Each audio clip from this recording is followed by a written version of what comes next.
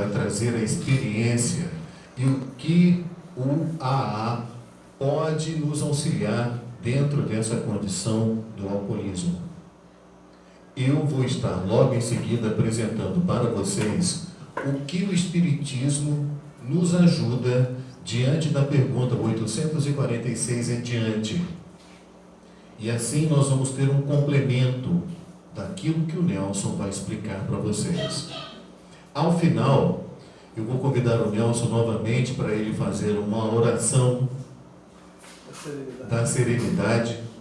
E nesta oração da serenidade, nós vamos fazer um passe coletivo e a oração final deste nosso encontro. Tá bom? Então, para começar sobre alcoolismo e família, o Nelson vai dar as orientações que vamos observar dentro do AA com a experiência corporal. Pode, não preciso deixar ela apagada. Não, não tem não.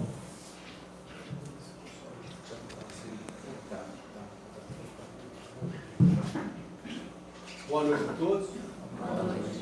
Meu nome é Nelson. Acredito que a maioria das pessoas aqui estão me conhecem. Sou um alcoólico em recuperação há 13 anos, trilhando esse caminho difícil, árduo,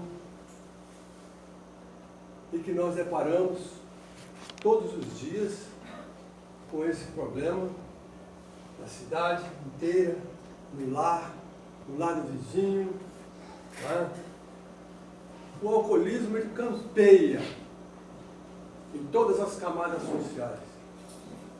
É uma doença lenta, progressiva e de fins fatais. Acredito que todos nós aqui estamos sabemos que o álcool é uma doença. E como doença, ela mata. O alcoolismo mata. Mata de forma destruindo o corpo do indivíduo, até que ele já não tendo mais o organismo, né, para continuar a viver, resta apenas a morte. E depois da morte, alguém diz assim: morreu fulano, menos um cachaceiro. Aquele cara era muito chato. Aí o outro diz assim: morreu fulano, aí o doutor, pessoa importante, eita rapaz, agora vai sobrar mais uísque. Então, até depois de morto, o alcoólico, ele é desonrado. A bebida rouba dele a paz, o sossego, rouba o lar, rouba tudo que ele tem de material também. Né? É uma história que o sujeito diz assim: ele parou de beber depois de 15, 20, quase 20 anos, ele voltou à cidade dele, aí foi lá para um médico e mediu a porta. Aí alguém disse: esse cara come bebida, está doido. Daí a pouquinho chegou uma outra pessoa e tornou medir. Falou: o que você está passando? Eu falei: não, é por aqui essa porta. Eu estou bom, como é que pode? Essa porta passou um sítio, passou uma casa, passou um piano e um automóvel que eu tinha. Ele perdeu tudo. Né? Então, para falar de AA, aí eu quero dizer o seguinte: que quem tem o problema da bebida em casa, Leopoldina tem 5 grupos de alcoólicos anônimos. Leopoldina tem 5 grupos de alcoólicos anônimos. Todos eles muito bem frequentados. Nós temos 12 passos para seguir. O 12º passo é esse que nós estamos fazendo no programa. É levar a mensagem àquelas pessoas que estão lá fora, que não sabem o que representa o AA. Às vezes a pessoa diz assim: eu levar meu marido numa AA, eu levar minha esposa numa AA, de jeito nenhum, isso vai ser a maior vergonha. A maior vergonha é aquela que você está passando socialmente lá no clube, na sua própria família, com os seus amigos que já não estão te querendo mais, porque você está chato, você está se tornando uma pessoa inconveniente. Né? E outra coisa, a gente fica satisfeito, a gente fica feliz quando a gente consegue, após tantos anos trilhando esse caminho, né, a gente saber que nós estamos curados? Não, nós estamos afastados. Porque o alcoolismo não tem cura. Não tem cura. Por isso a gente sempre diz: evite o primeiro gole. A pessoa que, depois de 26 anos de alcoolismo, o filho dele formou em medicina, ele foi para o Juiz de Fora para uma festa. E lá naquela festa, alguém chegou, os pais, estão muito satisfeitos, e falou, pega uma taça de champanhe. Ele falou, não, uma taça de champanhe, que isso, rapaz? Você nunca mais vai fazer isso. Não, mas eu não posso beber, eu não bebo. Não, mas uma taça de champanhe. Olha o obsessor aí, olha o obsessor. E ele, por fim, então, bebeu um cálice de champanhe. E bebeu a festa toda, acabou com a festa do filho dele, acabou com tudo. Depois de 26 anos. Antes da gente recair, antes da gente voltar ao primeiro gole, nós sabemos que isso começa 6 meses antes de você cair. Você já começa a falar, pois é, então não, eu já posso tomar um golinho, só não vou tomar porque eu não quero. Começa por aí. É o namoro. É o namoro. Né? Então a gente tem que ter muito cuidado. Quando a gente faz essa proposta de melhorar, você tem que largar muita coisa. Você tem que largar amigos do bar, do botequim, do clube. Né? Você tem que evitar determinadas pessoas, locais, hábitos, para você se recuperar socialmente. Às vezes, depois que a gente para, você costuma, no caso, afastar-se de determinadas festas e aniversários. Aniversário de criança é bom, você vai lá, canta, tem bolo, bebe um guaraná, né? Você vai comemorar o aniversário do filho dele, um ano, meu filho vai fazer 1 ano de aniversário. Ele tem um bolo, uma bandeja de bombom e 5 grades de cerveja. Entendeu? Então acaba fazendo aquela zoada, tal. E tem umas festas que a gente ia, eu não vou mais, que depois de um certo tempo, começa a jogar o ossinho de frango no outro, palitinho, né? Já está turbinado, já está com o direito de ir fazer gracinha, dar tapa no sujeito, né? Começa aquelas brincadeiras bobas. Eu estou fora disso. Olha, vou no porco no rolete. Não vou não. Não perdi nada lá. Então, às vezes, a gente costuma ser chamado de antissocial. Mas isso é para o meu próprio bem. Então, nós temos aqui, além dos 12 passos a ser seguidos, nós temos também as 12 tradições. E a primeira tradição de Hades é o seguinte: nosso bem-estar deve estar em primeiro lugar.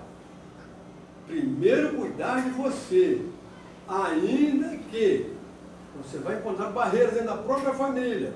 Você está antiquado, você está antipático, você não vai mais na festa. Eu sei do risco que eu corro. Todo mundo sabe do que ele pode fazer, até onde ele pode ir. Dali para lá eu não vou. E às vezes a gente passa por esse tipo de crítica, porque a pessoa que não bebia, mas que está vendo o outro se recuperar, ela não entende. Não entende. Então fica muito difícil.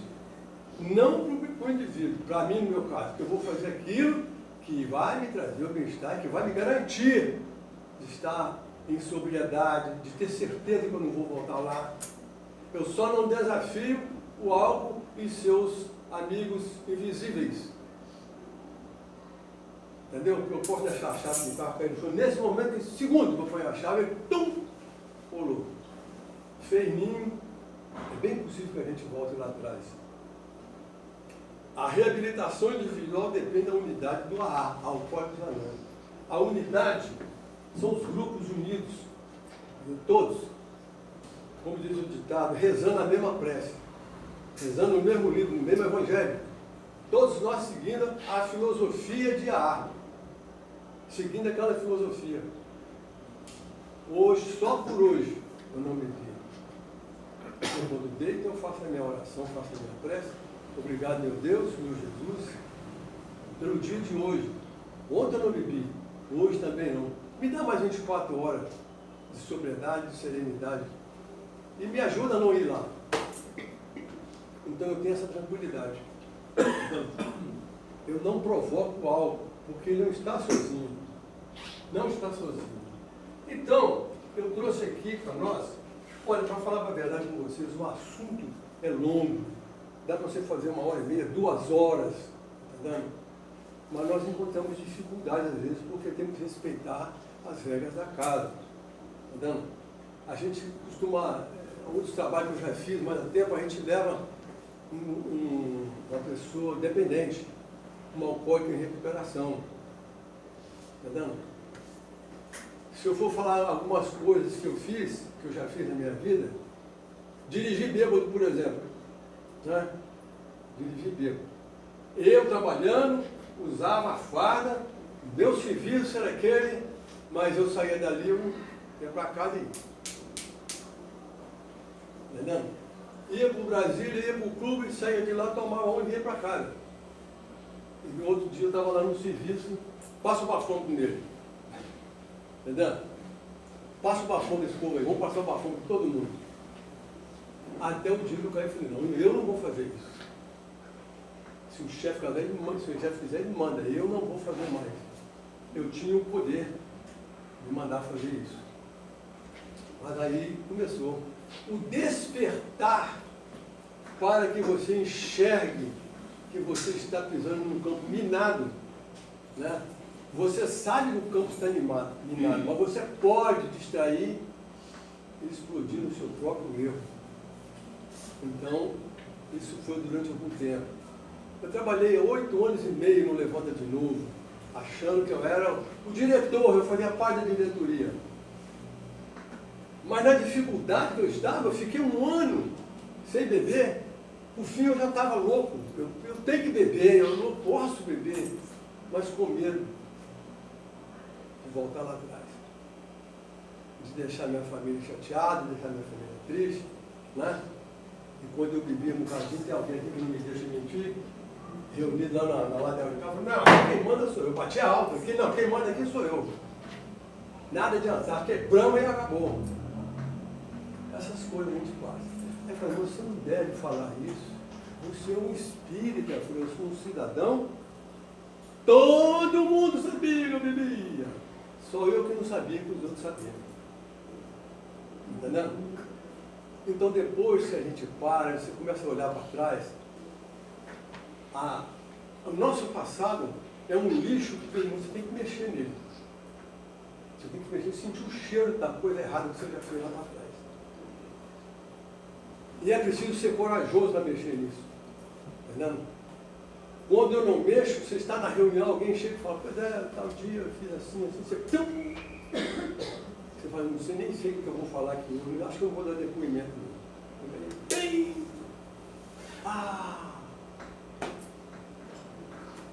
Então a A é uma coisa muito simples, é uma entidade simples, entendeu?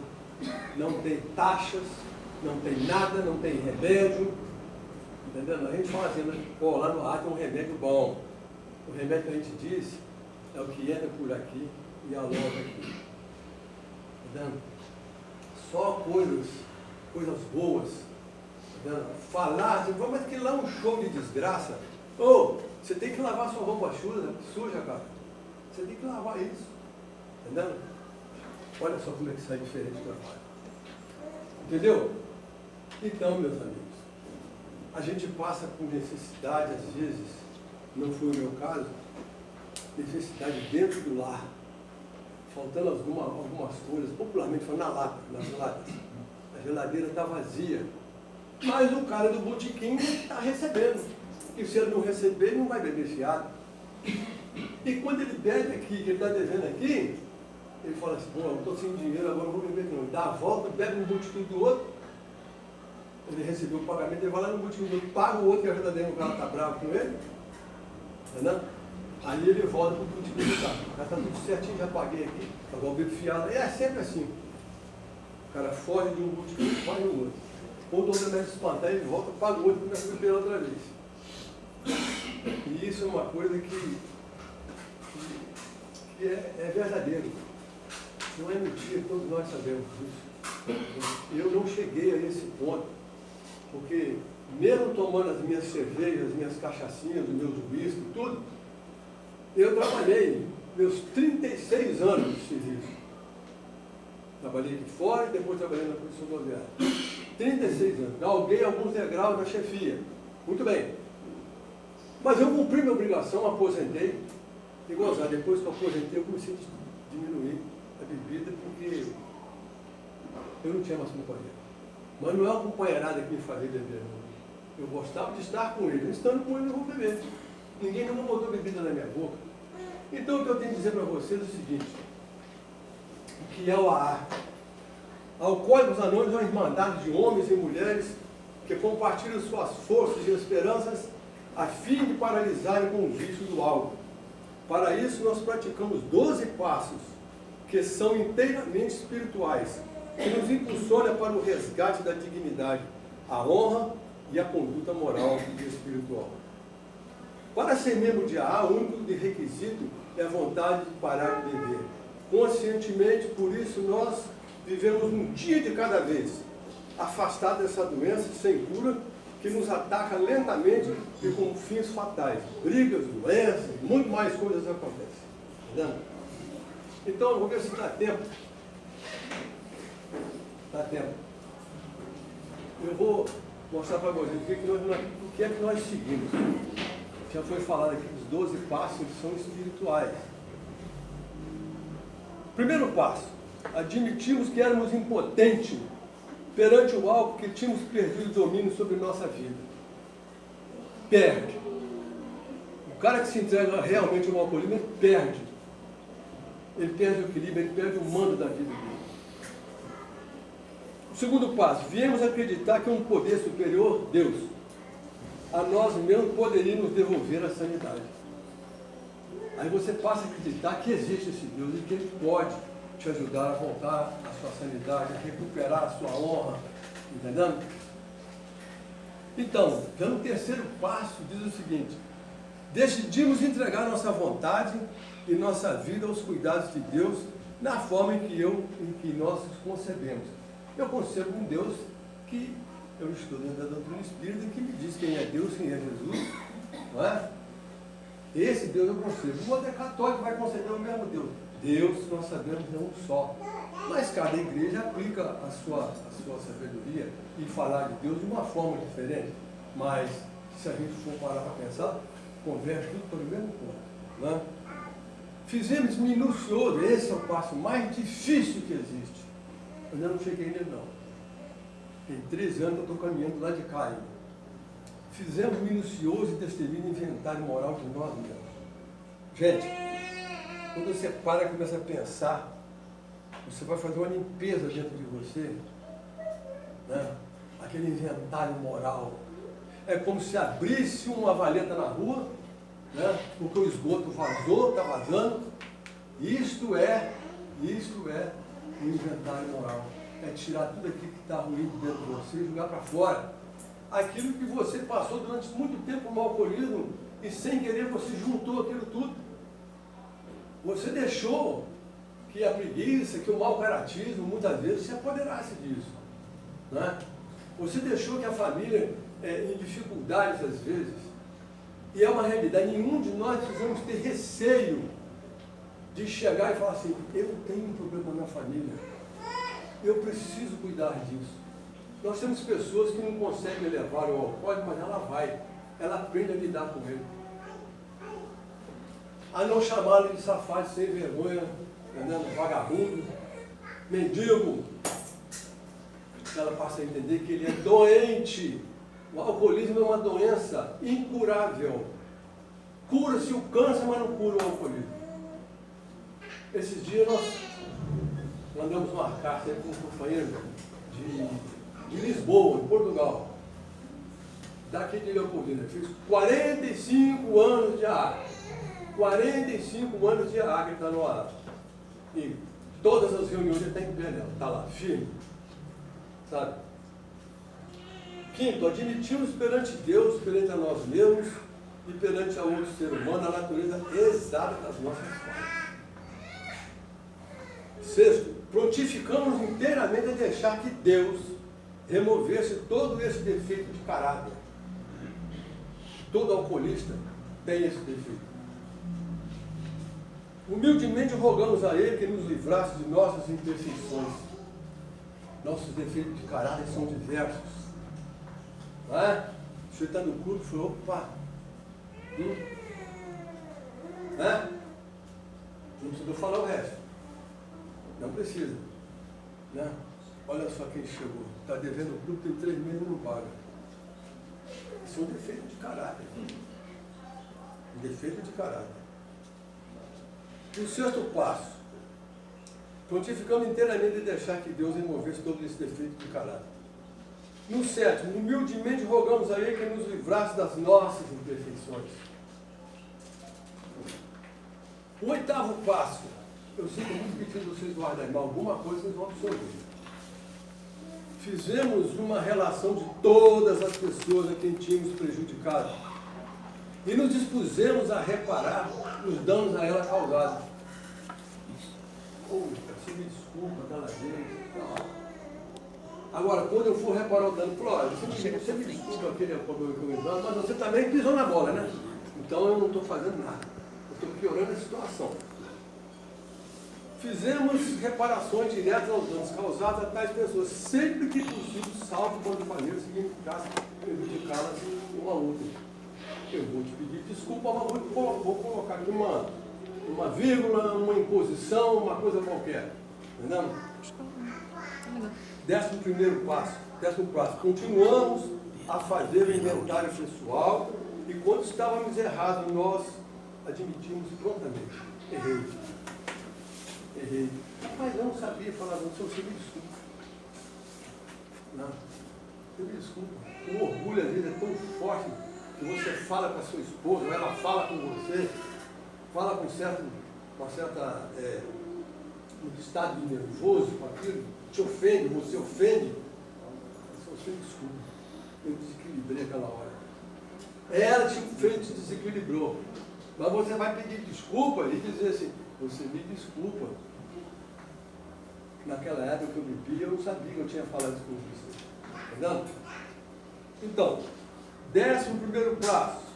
Procuramos através da prece e da meditação melhorar nosso contato consciente com Deus, da forma que o concebemos, rogando apenas o conhecimento da sua vontade em relação a nós e força para realizar essas vontades.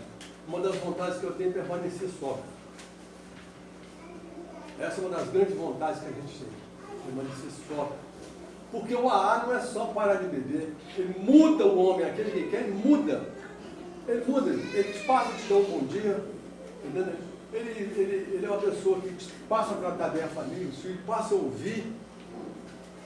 Aí você fala, o fulano está ficando bobo. Não, é a mudança que vem de dentro para fora. Porque você já não é mais aquele homem velho.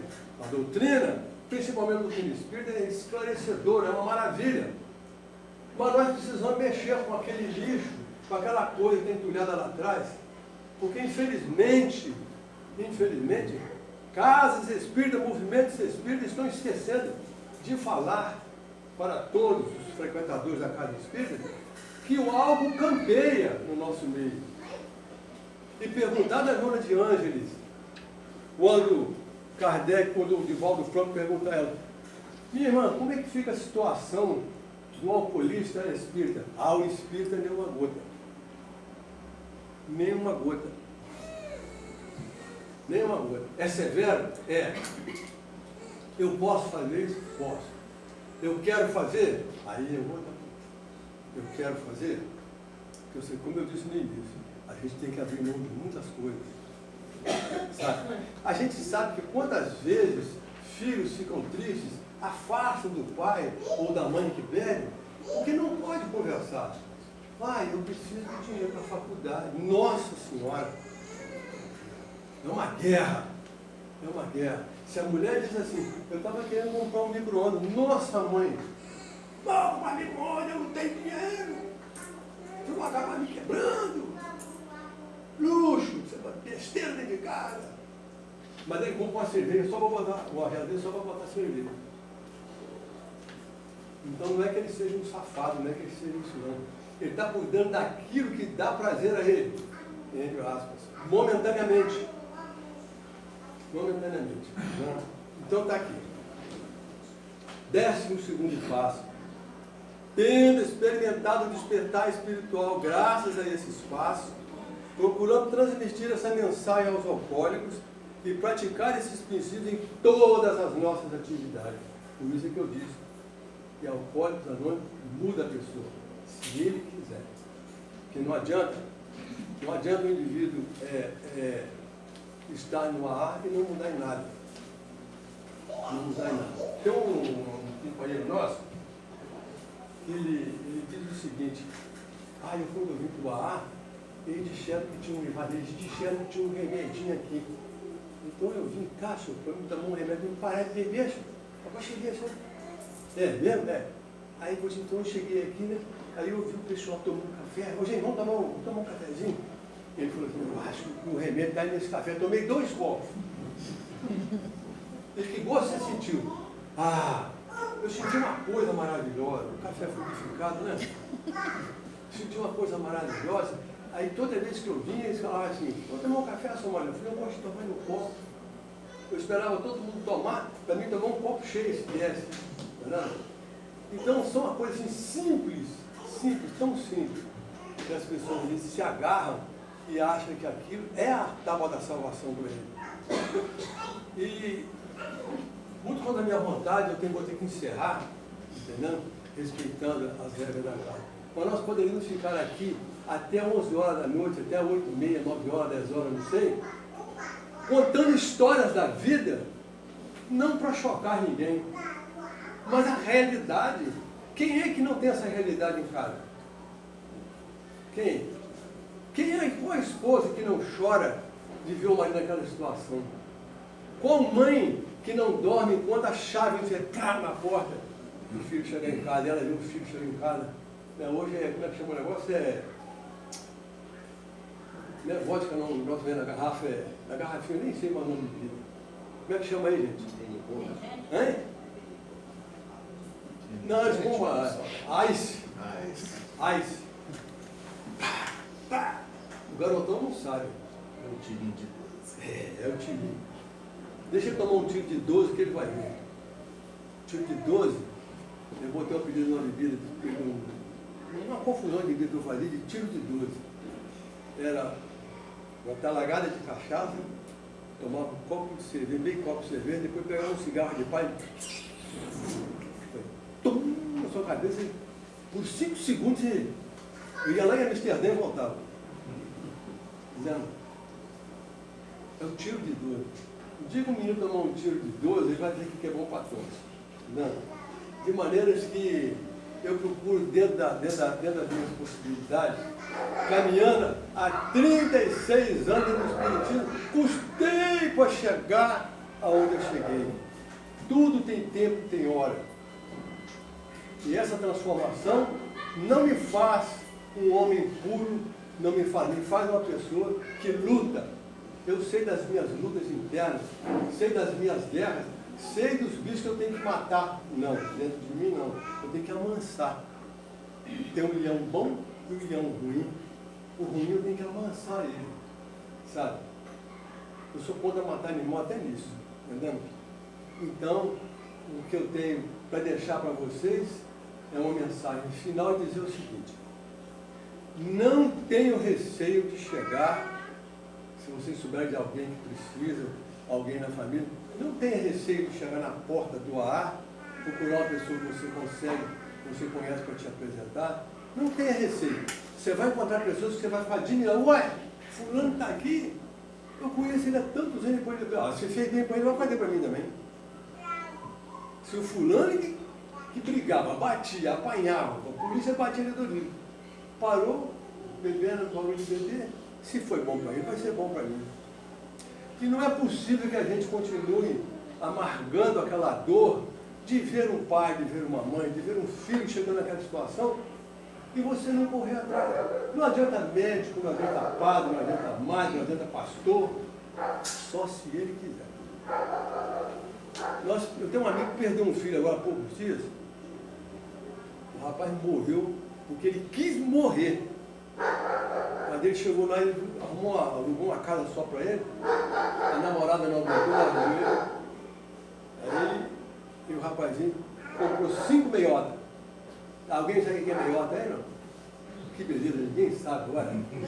Não, todo mundo sabe. Todo mundo sabe, ninguém sabe o que é meiota. Aquela barrigudinha, né? O sujeito pega aquela meiota e pá, pá. O pai dele chegou lá, Ele tomou 4 meiocas. A última, ele caiu e ela ficou no chão. Vazou, que tornou um pouco. Ele estava morto. Ele morreu pela madrugada, a televisão acesa. Ele chegou lá e já estava gelado. Então, ele quis morrer, mas ele cansou, fez tudo que podia. Eu falei, meu amigo, mas não tem jeito de salvar, ele não quer. Ele tem que querer. Né? E para encerrar a história daquele sujeito que foi para o hospital, né, contado pelo Jairo Avelar, vocês conhecem o Jairo Avelar? Né? Um grande companheiro, né? Grande companheiro espírita. Ele é psicólogo, trabalha no Hospital do Câncer, em Belo Horizonte, num dos hospitais que ele trabalha. Então ele carrega o banquinho, porque ele não chega para comer, ele chega, senta e conversa com a pessoa. Hoje estou por conta disso o dia inteiro. Aí dizia que sentou um cidadão que estava lá, isso aqui, o senhor é a primeira vez que eu estou te vendo aqui e tal. Eles dizem que eu estou com câncer na próstata. Já fui 3 médicos, todos 3 falando uma coisa, mas eu ainda não concordo não. Não, eu vou fazer um tratamento aqui para ver se melhora. A hora que melhorar, eu saio daqui e vou continuar a minha vida. Tá bom. Passado um mês, chegou um dia ali, estava lá. Como é que vai? Estou mais ou menos. Estou pelejando, né, meu filho? Situação, né? Eu agora aceitei o que o médico veio, leu os exames e me falou como é que eu estou. E que isso foi provocado, grande parte pela bebida e pelo cigarro. É mesmo, médico? Então, o que você está pensando? Eu penso que quando eu sair daqui, se Deus me... Até aí começa a barganha. Se Deus me tirar daqui, eu vou ajudar a entidade tal, vou fazer isso, vou fazer aquilo. Meu amigo, não tem barganha com Deus. Ele para te dar forças para você melhorar o seu estado de espírito, aceitar as coisas que você não pode modificar. Te dá sabedoria para modificar aquelas que você pode. E coragem, muita coragem, para descobrir qual você pode e qual você não pode. Né? Então, no final, eu já não estava falando mais. Estou esperando que Deus me leve, eu não aguento mais. Não adianta. Depois que a gente adoece, depois que a gente cai no buraco, depois que você cai nessa vida, cara, é muito difícil. Eu falo que é muito difícil. E falo com testemunho. E com a coragem. Eu não tenho receio nenhum de falar que a minha vida... Eu nunca bati na minha mulher, minha filha está aqui, sabe? Eu nunca bati na minha mulher, eu nunca bati nos meus filhos. Nunca fiz nada demais, pudesse mais. Atrapalhar a dona da casa. Eu vou comprar um fogão. Vai comprar fogão que quer, eu não queria comprar fogão, não. Mas sabia que no final de semana estava lá. A cerveja, a cachaça, aquela turma reunida lá em casa, no meu beco, e lá no fogão mexendo as coisas, a mulher fazendo almoço. Todo bêbado atrapalha a família. Em qualquer situação ele atrapalha a família. Ele é sempre um empecilho, é uma pedra no caminho da família. Mas temos que saber que é um doente. É uma pessoa que precisa de carinho, de respeito, de amparo, mesmo que ela não queira. Quando ele bater os braços que não quer mesmo, eu vou embora, você tem que deixar. Né? Quando ele cai lá no fundo do poço, que a gente chama fundo de poço, ele emerge, ele vem. E aí, quem sabe, uma mão de ar pode ajudá-lo, não é? Muito obrigado, uma boa noite para todos. A segunda parte deste nosso encontro de hoje, nós vamos mover o que o kardecismo pode nos amparar nesse sentido. Vamos colocar a nossa condição de pensar melhor. O que é o livre-arbítrio? Então vamos lá. O livre-arbítrio, segundo a língua portuguesa, é a disponibilidade de decidir, escolher em função da própria vontade, isenta de qualquer condicionamento, motivo ou causa determinante. Então você escolhe o que você quer. Quando a gente vai no Livro dos Espíritos, a gente pega a questão 843, a pergunta que Kardec faz é a seguinte: O homem tem o livre-arbítrio de seus atos? Os espíritos respondem de forma clássica. Pois que tem a liberdade de pensar, tem igualmente a de obrar. Sem o livre-arbítrio, o homem seria uma máquina. Então vejam só, somos livres igual um pássaro no ar. Ele vai aonde ele quer. Você pode fazer o que você quiser. Já a questão 846 do Livro dos Espíritos, ele pergunta sobre os atos da vida humana. Nenhuma influência exerce o organismo? E se essa influência existe, não será exercida em prejuízo ao livre-arbítrio? E os espíritos respondem de forma mais clássica ainda.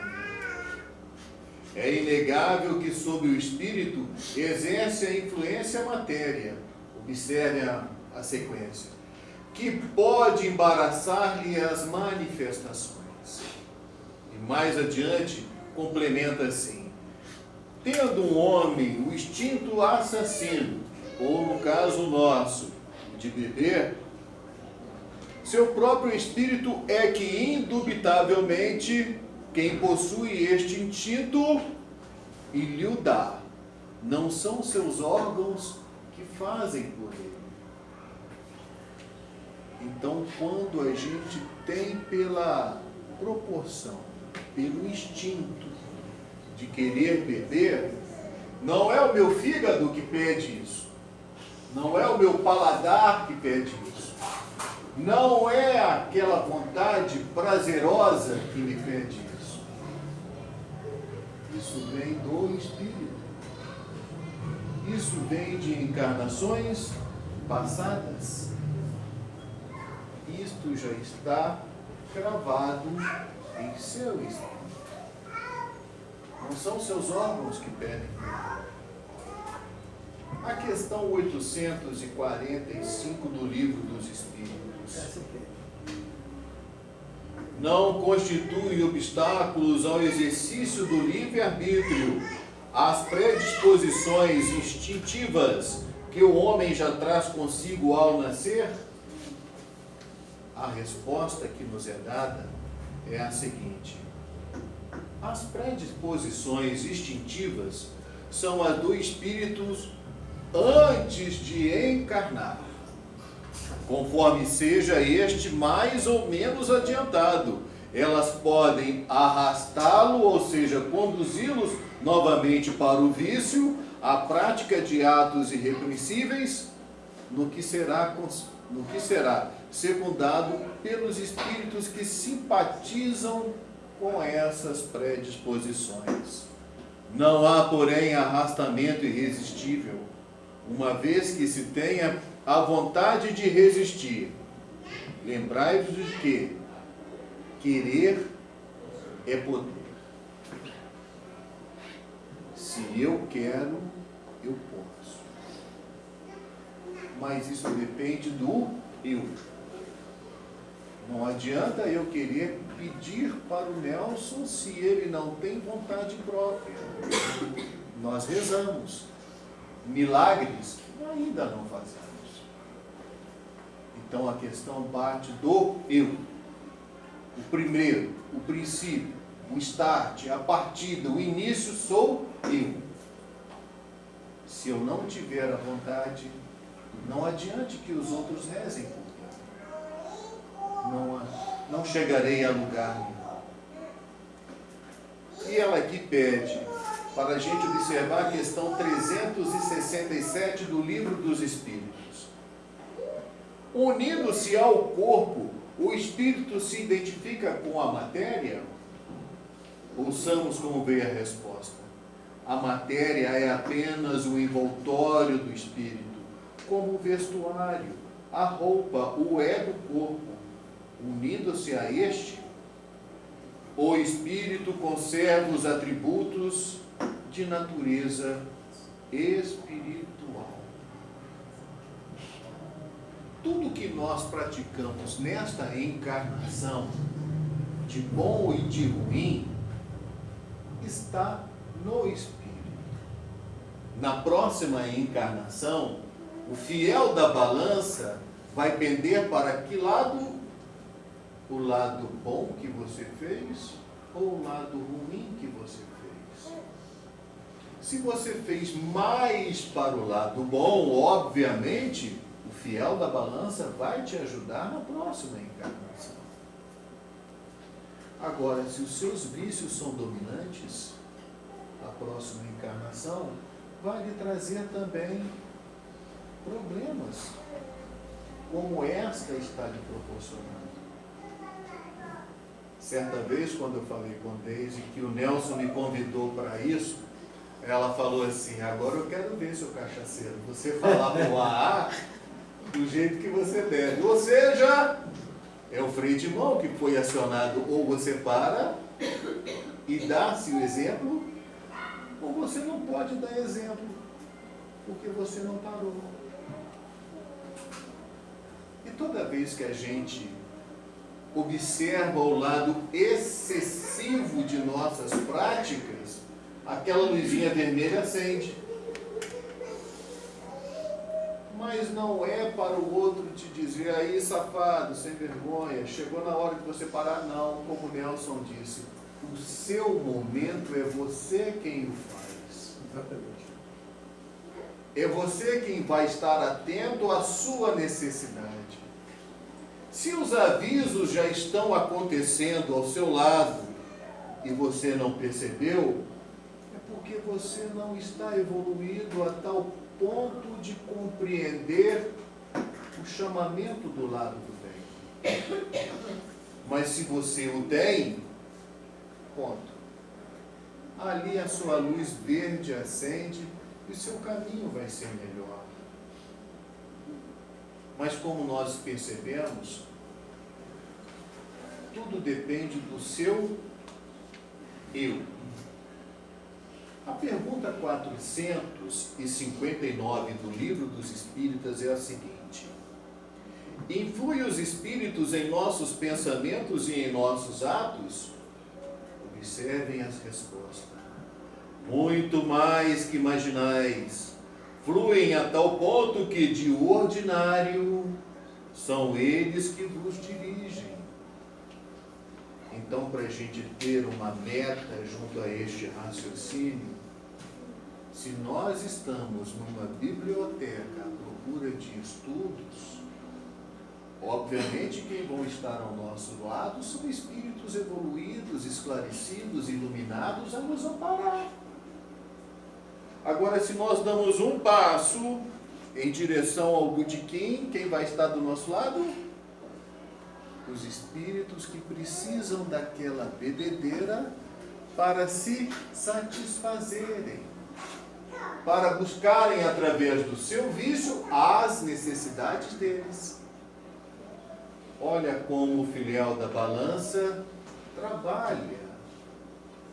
Observem em qual direção vocês estão dando os seus passos. Será que o prazer momentâneo será tão prazeroso futuramente? Ou será que aquele freio de mão que eu disse, puxado, né?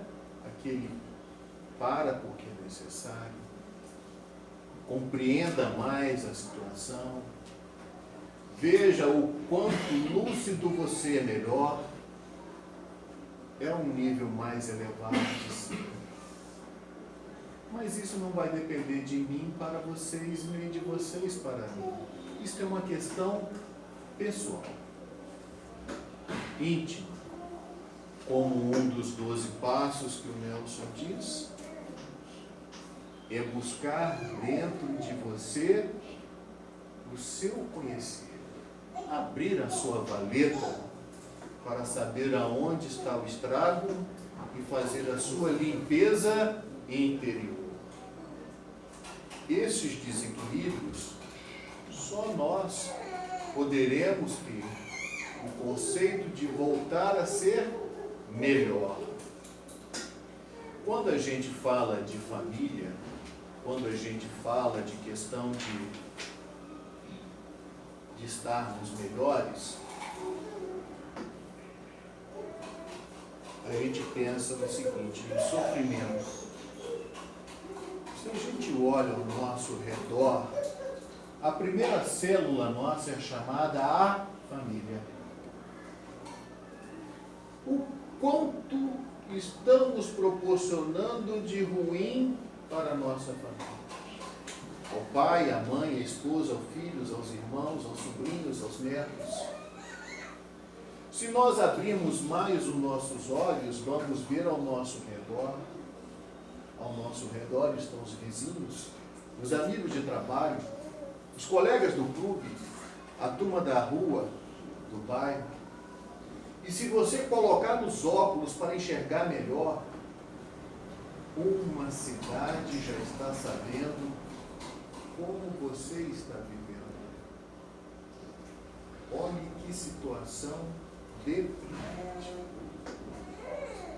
Certa vez eu passei mal na garapa e eu fui parar no hospital. Aí chegando lá eu estava completamente desorientado. Eu cheguei apagado. Recebi o soro, dose de glicose para recuperar. Aí eu estava acordando e eu falei com a Alice, mas que cheiro de esgoto horrível. Ela nem me respondeu. Abri os olhos, tudo branco, esse Jesus. Não era o céu, né? Era a sala do hospital. Eu falei com ele, você não está sentindo esse cheiro horrível? Você está sentindo o seu cheiro de vomitado. Nossa. Será que é necessário chegarmos a este ponto? Estou dando o meu exemplo. Acredito que não precisamos chegar a esse ponto. Eu cheguei. Então, se este ponto foi um exagero para mim, chegou a hora de eu colocar de lado esta situação. Não é verdade? Agora, imagine, como eu disse a ela, um homem público pode fazer uma coisa dessa? Nós somos formadores de opinião.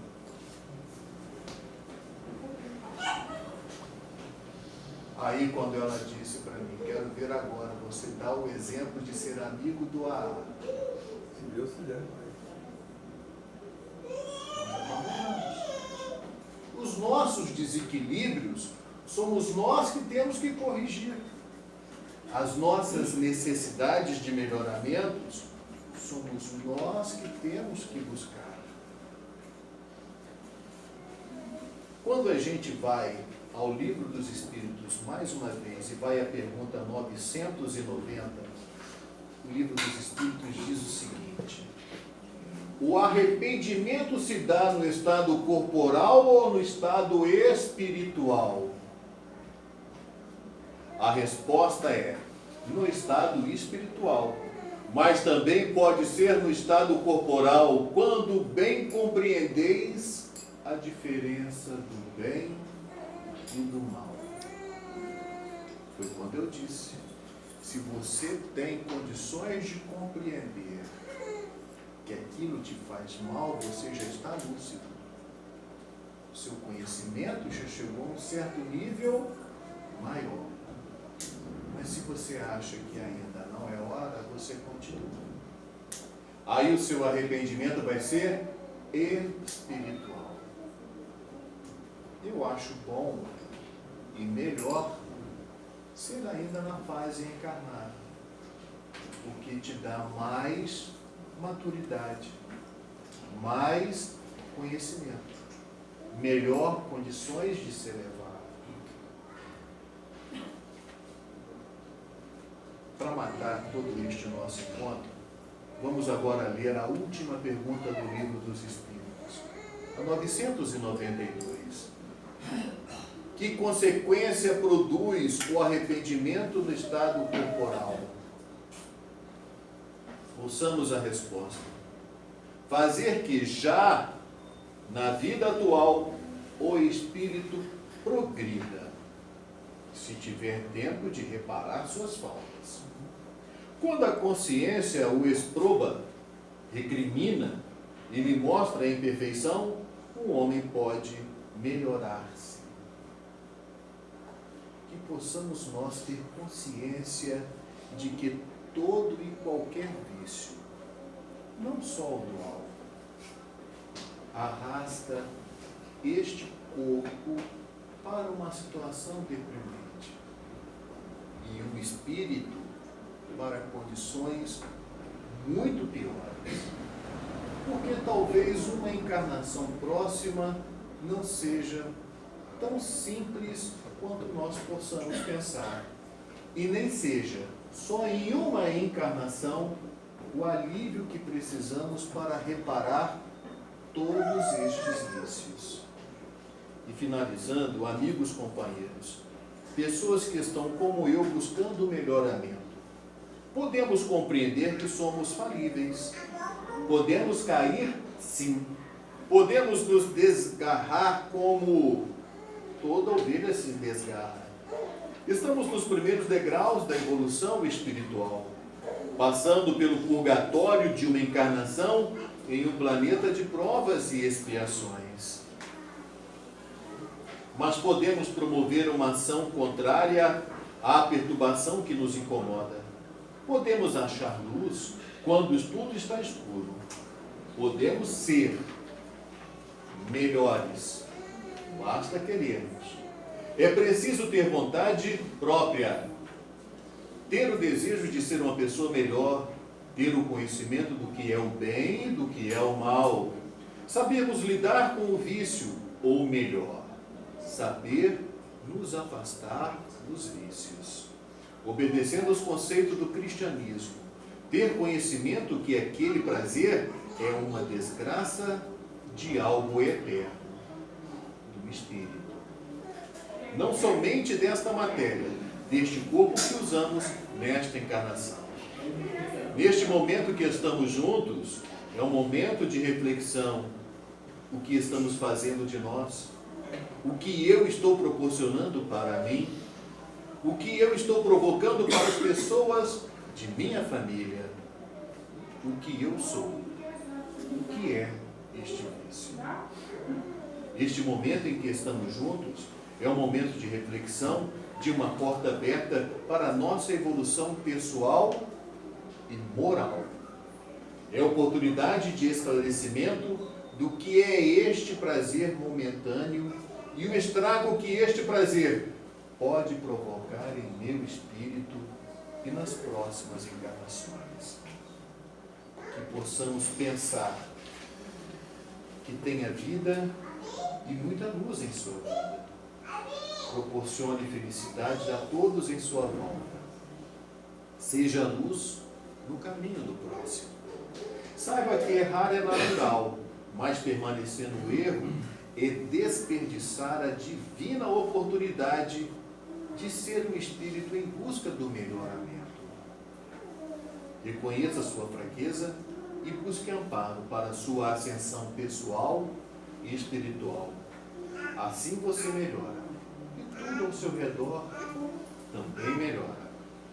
Que possamos ter uma noite muito plena e que os conhecimentos desta noite possamos carregar por uma eternidade, não só na vida encarnada, mas também na vida desencarnada. Eu agradeço, em nome do Nelson, a paciência de vocês e acredito que saiamos daqui mais iluminados. Para o final deste nosso encontro, vou convidar o Nelson para fazer a oração da serenidade. E nessa oração, eu gostaria que todos mentalizassem um rosto de Cristo, uma paisagem bonita, um local bem bonito, porque assim estaremos fazendo o nosso passe coletivo e nossa oração final. Eu vou pedir que apaguem as luzes e o Nelson faça agora a oração da serenidade.